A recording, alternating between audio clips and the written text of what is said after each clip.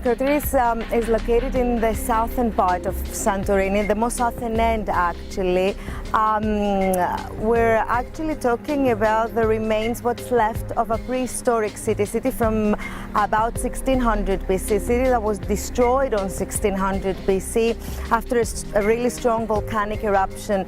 So Akrotiri actually remained buried under the volcanic material, but at the same time it remained protected and preserved under a thick layer of volcanic material.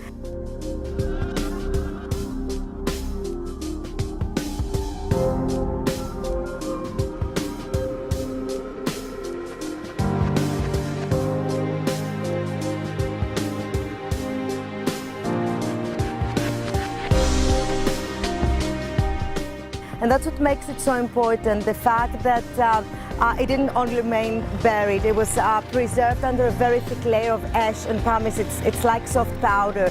So that's what kept it in such a good condition. And now, almost 4,000 years later, we have buildings that are still standing 2, 3 to 5 meters height. Imagine that the only thing that's missing actually are the roofs and the floors that have collapsed. So we have the chance to walk in between buildings that are almost 4,000 years old. So that's what makes it so important, the way it is preserved, giving us information about the architecture back at that time, the art.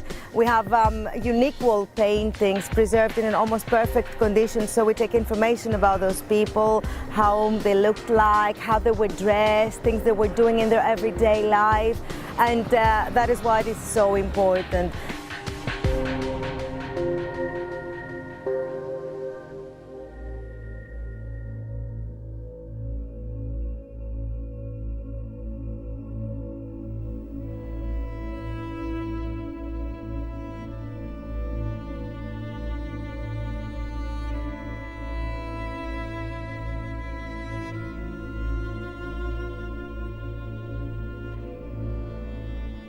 In the museum we have some of the wall paintings, like some very pretty ladies, so we have the chance to see their dresses, their makeup, their jewelry. There were golden earrings.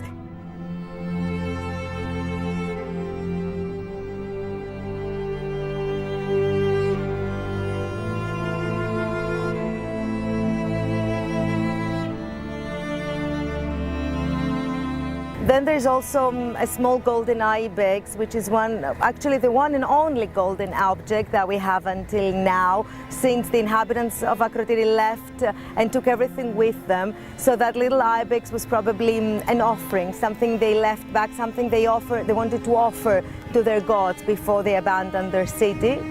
And then it's also some pottery pots of everyday use, some more luxury ones, generally pottery displayed in the museum.